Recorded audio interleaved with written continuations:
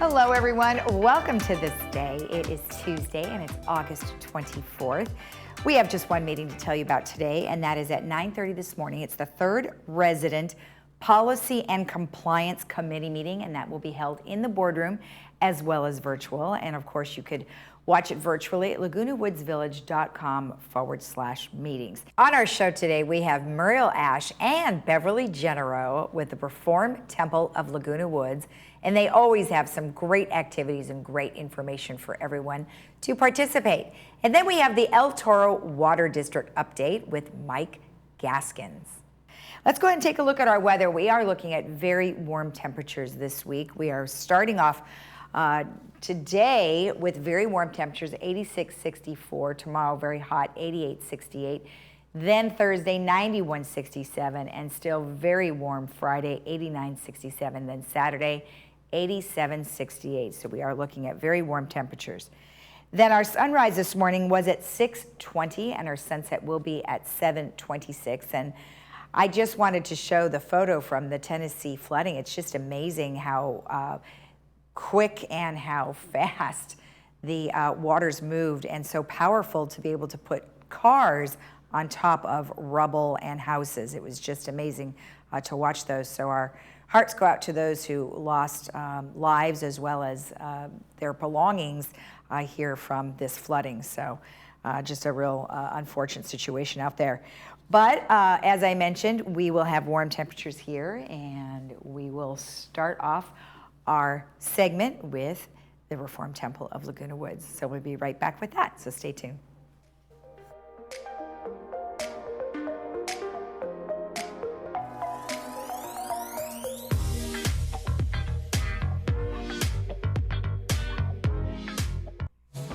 Super Immunity, powered by Source, is the first of its kind water-soluble, vitamin-fortified, drinkable supplement. These perfectly balanced liquid vitamins are delivered with 25 milligrams of hemp extract.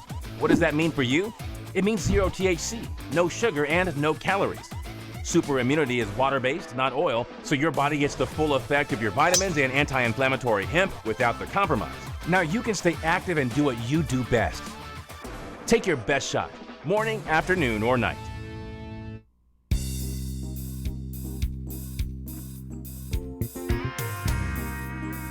Welcome back. Well, today I am joined by Muriel Ash and Beverly Genero of the Reformed Temple of Laguna Woods. Well, ladies, thank you for joining me as always. Pleasure to see you, Lisa. It's always good to see you. You too. And we love your hair. I love your hair, Beverly. It looks really cute today. Thank you. Back to curly. I love it. And so you guys have a lot of things coming up, which mostly are in the month of September. And the first one starts coming up here September 6th. So Muriel, tell us what's going on. Well, our observance of the High Holy Days this really early this year, starting with Rosh Hashanah on the evening of September 6th. Rabbi Joe Mendelson, Cantor Gray Lux, and choir director Manetta Sue will be leading us in a beautiful and meaningful service. Cantor Lux is coming in specifically to participate in the service, and temple members will receive tickets to all observances, which will take place at Clubhouse 5. Members are welcome to purchase tickets for family members. As with all in-person temple events, vaccination verification and masks are required. Mm-hmm. Now, as part of these High Holy Days, we'll be holding Erev Rosh Hashanah, Erev meaning evening, dinner at Clubhouse 5, 5:30 for temple members and their family attending our services. The cost for this is $25 a person. Mm-hmm. Reservations should be mailed to the temple post office box. And for further information, contact Susie Levin. I think you have that list. Uh-huh. On September 7th, there'll be a Tashlich service at the 3 p.m. at Aliso Creek, a little different this year. Tashlich comes from the Hebrew word meaning to cast, referring to the intent to cast away our sins via the meaningful and ancient Jewish custom common to both Ashkenazi and Sephardic communities. Where did you used to have it? We used to have it at the lake by the par 3 golf course. Oh. This is more of a running water place. Yeah, I like that. I think that sounds very nice. Everyone, and it's so pretty, and nobody's going to get hit in the head with a golf ball. Altogether positive. On Thursday, September 16th, just prior to Yom Kippur morning services, we'll be collecting non-perishable food items for the South County Outreach Food Pantry. Everyone in the community is encouraged to stop off with their donations, which will benefit the hungry in Orange County. There'll be barrels placed at Clubhouse 5 parking lot with volunteers to help place the food bags inside the barrels from 9 a.m. to 10 a.m. We'll also collect donations of checks mailable to South County Outreach. So if you want to not carry groceries, you just want to make a donation, fine. Good. In the afternoon of Yom Kippur, Rabbi Joe will be in the Clubhouse 5 main lounge for Ask the Rabbi. This is one of the things that people enjoy very much. It's the perfect opportunity to get the answers to questions pertaining to Judaism. Immediately afterwards, at 4 p.m., we'll have our Yizkor, or that means memorial, and Nila services, which will conclude the holidays. Rabbi Joe will be blowing the traditional shofar, and it's a terrific wake-up sound, let me tell you. At the conclusion of the high holiday services, there'll be a break the fast immediately following services. And that's going to be again in Clubhouse 5. The meal costs $22 for this boxed lunch and bagel meal. Reservations again should be sent to the Temple Post Office, and for information, contact Susie Levin. And this is an ideal time for village residents to join the temple. Please contact me for a membership application. Well, actually contact Beverly for a membership application at 949-829-6633 or me at 949-374-3833. We would love to send you an application. Oh, that's great. You know, you guys have a lot of great activities. Did you already meet once before? You guys got together already? Yes, we used to do this regularly, but last year, of course, everything went up in smoke. Right. So we're trying to get back, and if things will be packaged rather than shared. Yeah. Well, that's good. We have to change a lot of the things we used to do, and the temple is committed to doing things safely. Oh, yes. That's good. Well, baby steps, right? Until we all feel more comfortable. That's correct. Yeah. And I also want to mention everyone is welcome to our Shabbat services. We have services every Friday night at 7:30 p.m. They include our Rabbi, Joe Mendelson, our choir director, Juanita Sue, and our choir members. We do, again, I'll repeat what Muriel said, we require vaccination at all in-person events. And we do practice social distancing and require masking. Okay. We just have to get through this together and help each other. Also, our services are on Zoom for those who cannot make them in person or who just prefer Zoom for whatever reason. And if you want to get a link for the Zoom service, contact and send an email to Lipton, Lipton, 56@gmail.com. Okay. And we want your calendars to be marked for September 10th, when our rabbi will confer B'nai Mitzvot on 13 wonderful women who spent the last year learning all they needed to learn to receive their B'nai Mitzvah. We'll have more information on this next month. And the Temple Book Club, which usually meets every Tuesday of every month, is taking a break in September because of the holidays. But we'll meet again on October 12th when they'll be reviewing the book, The Color of Water by James McBride. All Temple members are invited to join.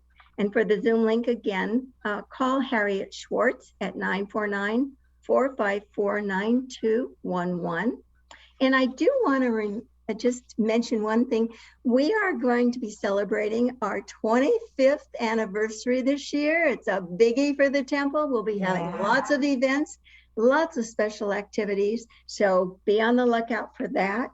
And, I'll be looking for my challah bread in celebration of your 25th. There you go. And October 18th, also mark your calendars and save the date because we'll be having a special film and dessert presentation in Clubhouse 5 again. So we're starting, we're kind of in between this thing, Lisa, where we're trying to be cautious, trying to be careful, making all the plans we can, but still allowing things for people to live their lives and get back in with their community. Right. I think that's all you can do. And you guys are doing a great job. So perfect. Well, lots of activities, and we wish you well on those. And thank you for joining us today. We want to wish everybody a happy and healthy new year. Thank you. All right. And we'll be right back after this.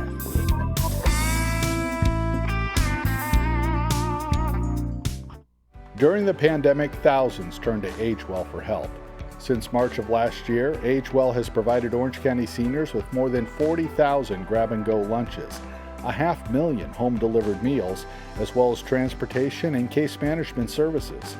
We were there for you then, and we're here for you now. Stay strong. Stay well. Age well.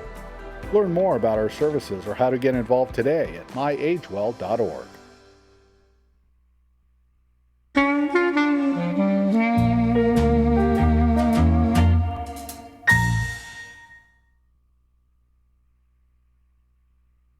All great healthcare organizations care, but the best dare to reach higher. At Hoag, we lead with life-saving clinical trials and advanced therapies. Our world-renowned specialists innovate with state-of-the-art technologies like virtual reality and robotics. Hoag is the #1 hospital in Orange County 4 years in a row. Now, more than ever, your healthcare choices matter. Choose Hoag.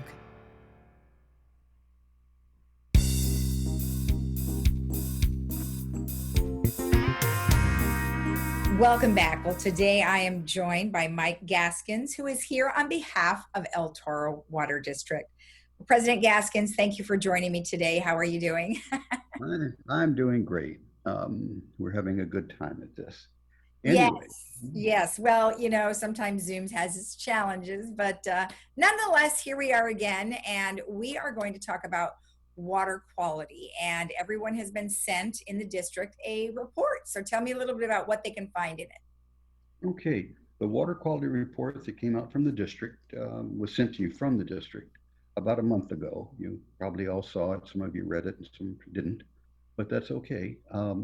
It's a compilation of data and information from the Metropolitan Water District and from our own local sampling and testing programs. And so it's chock full of information for you. It tells you, one, that the water comes into the district from basically two main sources. One, the Colorado River and Lake Mead, which you were reading about is in crisis. And we and in Metropolitan Water District still have water in Lake Mead. And as the drought continues, Arizona and Nevada are going to have to do some belt tightening, but we don't yet.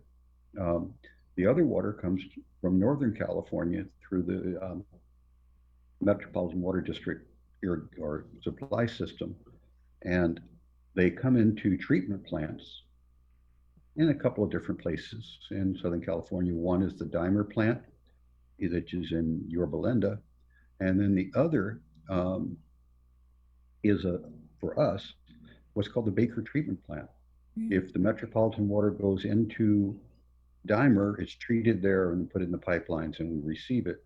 The other water, the several of us water districts down here, Irvine, Santa Margarita, Bolton, Nagel, purchase water raw, untreated water from Metropolitan, but we have a treatment plant of our own that we all share in that's in Laguna Hills, right up off Serrano Creek. And so our water is treated to very high standards, and it's at least as clean, or I can't say at least as, it's cleaner than most bottled water. And it certainly is cleaner than the water from these bottled dispensers you see in front of grocery stores. Those are, to me, suspicious because there's no continued disinfection of them. Right. Yeah. If something got contaminated, it would be there for a while. Well, yeah, some of that water could like settle in some of those pipes, right? Well, we have in the pipes that are in the dispenser. Well, like the dispensaries you were just talking about. Yep. It could. Yeah. And no one knows how long it's been sitting there. And there is a suspicion worldwide. I mean, it's almost a miracle that you can go up to your kitchen sink and produce water that's absolutely safe. There's so many places in the world that you can't do that. You can't drink the water Exactly. out of the system, which is what the whole bottled water industry. Right. And it boggles me that people are willing to pay more for bottled water than they do for a gallon of gasoline. Yeah. Yeah, that is kind of crazy, huh? So talk to me a little bit about the contaminants that could be present in drinking water and what you guys do to help eliminate that. Well, one of the big ones in the news are the PFAS, PFOS, and those are problems. They're in districts that have well water. That water can be pumped from groundwater. The metropolitan water supply does not have PFAS, PFOS in it. And because that's the only place we get water from, we don't have to worry about the PFAS, PFOS that are in some other samples, but it is still a huge issue for the industry as a whole. Other contaminants you can get, there's always the waterborne diseases, and there's a group of bacteria that we generally refer to as coliform bacteria. And they're a warning. It's an easy test to do for the presence or absence of coliform, because if there is coliform present, it's likely that there's fresh fecal contamination of the water. And there might be other bacteria or viruses or even protozoans present in that water because of the fresh contamination. So, but we do a presence absence test for bacteria at 40 different sites in the district. And one of the slides you'll be seeing is the map of the district showing those sample sites where they are. And these sites are sampled once a week, every day, every year. I mean, it's a constant process that we do to assure you that your water is safe to drink. Right. We also keep the chlorine levels up to a minimum. We don't want to get it so high that it's unpleasant, that you start smelling chlorine coming out of your tap, which is somewhere around 3 parts per billion, somewhere in there. Less than a swimming pool. Yeah. And but it also helps disinfect the water. Doesn't necessarily sterilize it, but close. Anyway, if you look at that map, it says there were 4 samples taken during the month of whatever month that particular map's from, and the result was absent because there were no coliform. Because there were no coliform, there was no reason to go on and do more extensive testing. Right. If there was positive coliform, it would be immediately tested again for the presence of E. coli and maybe perhaps even other bacteria. Right. Chemically, we don't have a lot of bad chemicals in our water. We don't have arsenic, and we don't have, if there's lead in the water, it's because it's one of the older houses that still has pipes that are welded together or soldered together with lead. And there is a testing protocol, which is in this particular water quality report that shows lead testing. Right. But it's on a very random basis at lead testing. Copper, a lot of our pipes are copper, so we're getting copper from that. More things dissolve in water than anything else. It's more corrosive actually than the most powerful acid. And one of the problems with desalinated water is it's very pure when it comes out of the plant.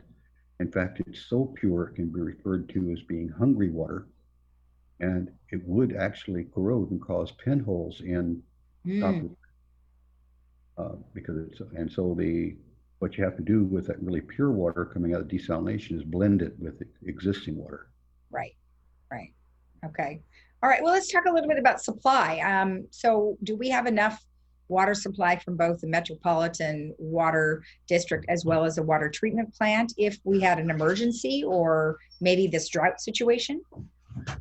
This is something that the district and the water industry in Southern California in particular has been doing for quite a few years now. And behind me is the cover of the R6 reservoir, which is our large reservoir. It was originally open with ducks and all kinds of other things swimming in it and pooping in it. So we got covered about 30 or 40 years ago. And this particular cover's on its 20-year life cycle and about to expire, but you can get an idea of the size of the reservoir by the swimming pools, houses that surround it. This is in Aliso Viejo, Mission Viejo, Margin, a little bit, and you just can't see it. There's no really place to observe it. But this is our water storage, and we think that with normal usage, if there were an earthquake and our water supply stopped coming into the district, we could survive about 60 days. But we've also had this other thing that we're right in the middle of right now, the drought. And it is extreme right now. It looks like it's not going to lighten up. The weather reports I've seen, we're looking at a La Nina year again, which is going to be another dry winter. But Metropolitan has been storing water and working deals with people, and they are pretty sure they can continue to supply Southern California for even another 3, maybe even 4 years of extreme drought. Good. So in California, we're in good shape. Northern California always had plenty of water, and so they never made contingency plans for storing water. Yeah. Well, good to know we're in pretty good shape, but of course we do want to still save water no matter what and do our practices like we usually do. So I appreciate you spending the time with me. Thank you so much. And of course, if somebody wanted to get this water quality report or if they had any questions about it, they can always contact your customer service, right? Our customer service is highly skilled and they're there to help you. And if you see me wandering around the neighborhood, you ask a question about water, feel free. I love talking about it. I think the water industry has done more to expand human lifespan than medicine has ever, because we keep diseases from spreading. Exactly. By treating water. Excellent. It's a preemptive strike on disease and the different things like that. So, perfect. Okay. Well, Mike, thank you so much. I appreciate you taking the time. We got through this one, and so I look forward to going again. You'll be seeing my colleagues on the board. Okay. For the next couple of months, and then I'll be back in the winter. All right, sounds good. Take care. Bye-bye. Thank you. And we'll be right back after this.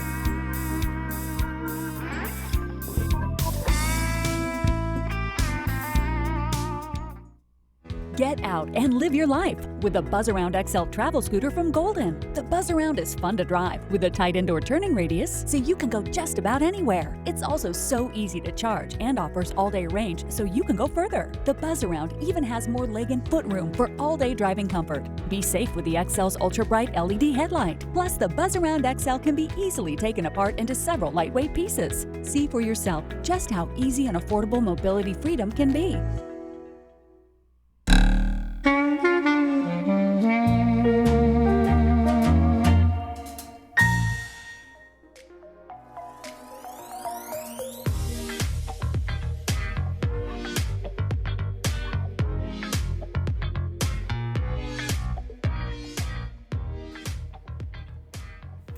Well, I was just taking a look at the new Village Breeze, in which all of you should have received. This is the August-September issue, and it is just gorgeous. It has tons of photos in here, and look who made it. Our little squirrel friend. Mark must have gotten the permission to use that photo because he has lots of pictures of the squirrel. Same with Alan, but thank you so much for sending in all these photos. And thank you to Elise, the editor, for doing such a wonderful job on this, and all the people who put this fantastic, nice coffee table book together for all of you for information. So you guys can check that out. You should have already received it or getting it here in the next day or so. I just wanted to tell you a couple of things. Village Television has new hours, and I wanted just to remind you that it is by appointment only now. Most people know this, but just to let you know one more time, that our hours are Monday, Wednesday, and Friday between the hours of 9 a.m. and 4 p.m. You are able to make an appointment for any of those times between those hours, and you will call 949-597-4295 and speak to the lovely Brittany, who'll be more than happy to take an appointment with you. So, all right, also just to let you know about Light the Night, which is the pickleball fundraiser. They are looking to raise approximately $25,000 by the end of this year. They want to get more lights on their courts so more people can play pickleball as well as paddle tennis, because they do share those courts together. So obviously this is going to be for a great cause and for lots of people who would love to play.